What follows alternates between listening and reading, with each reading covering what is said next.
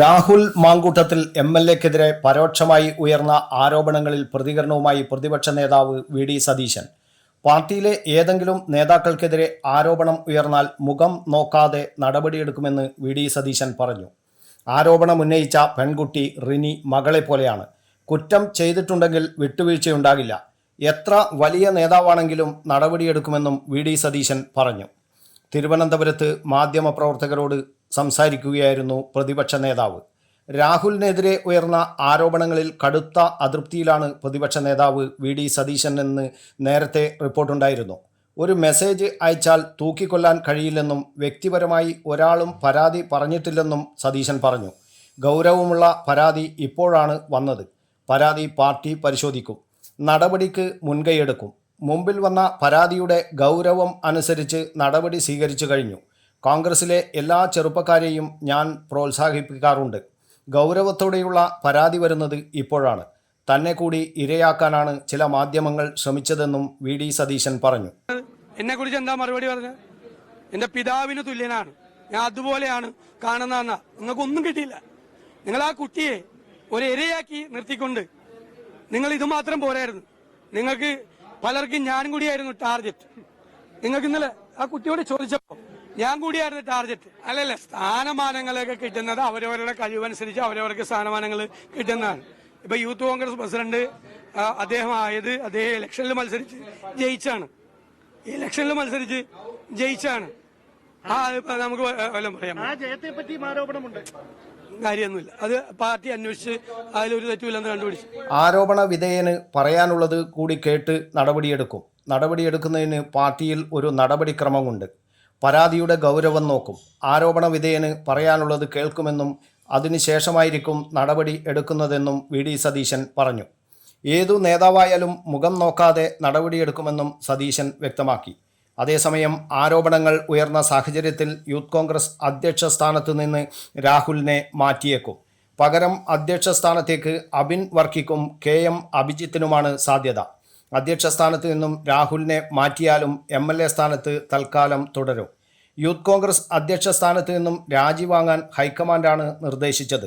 അതേസമയം രാഹുൽ വ്യക്തത വരുത്തണമെന്ന് യൂത്ത് കോൺഗ്രസിൽ ആവശ്യം ഉയരുകയാണ്. സംസ്ഥാന കമ്മിറ്റി വാട്സപ്പ് ഗ്രൂപ്പിലാണ് ചർച്ച നടക്കുന്നത്. വിഷയത്തിൽ രാഹുൽ നിശബ്ദത വെടിയണമെന്നും വ്യക്തത വരുത്തണമെന്നും വനിതാ നേതാവ് ആവശ്യപ്പെട്ടു.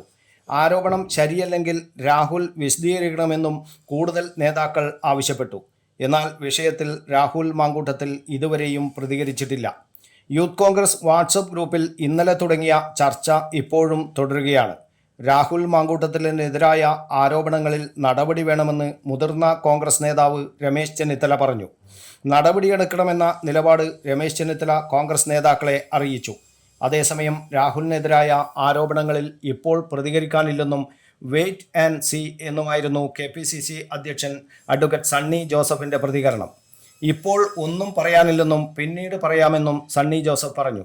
രാഹുൽ മാങ്കൂട്ടത്തിനെതിരായ ആരോപണത്തിൽ തീരുമാനം നേതൃത്വം പറയണമെന്ന് തിരുവഞ്ചൂർ രാധാകൃഷ്ണൻ MLA പറഞ്ഞു.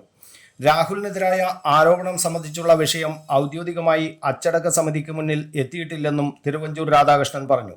അതിനാൽ തന്നെ ഇത്തരമൊരു സാഹചര്യത്തിൽ ഇപ്പോൾ അഭിപ്രായം പറയുന്നത് ശരിയല്ല.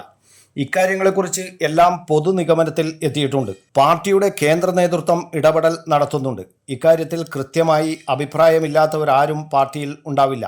പ്രതിപക്ഷ നേതാവടക്കം ഇക്കാര്യത്തിൽ വിലയിരുത്തലുകൾ നടത്തിയിട്ടുണ്ട്. KPCC പ്രസിഡന്റ് ഇത് സംബന്ധിച്ച് ഫോണിൽ സംസാരിച്ചിരുന്നു. സമൂഹത്തിൽ മാതൃകയായി നിൽക്കേണ്ടവരാണ് കോൺഗ്രസിൻ്റെ പ്രവർത്തകരും നേതാക്കളും. ഇത്തരം പ്രവണതകളിലേക്ക് പോകാനുള്ള ടെൻഡൻസി ഉണ്ടാവരുത്. എല്ലാം അതിൻ്റെ മുറക്ക് നടക്കും.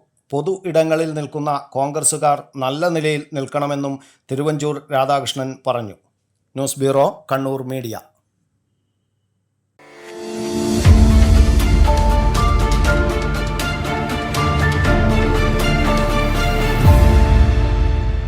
ശരി, പറയൂ. എന്താ ഇങ്ങനെ പ്ലാൻ? കിച്ചൺ വർക്ക്സും ഇന്റീരിയർ വർക്ക്സും നമുക്ക് നല്ലൊരു ടീമിനെ ഏൽപ്പിക്കണം. പിന്നെ ഫർണിച്ചർ സുനിതയിൽ നിന്ന് എടുക്കാം.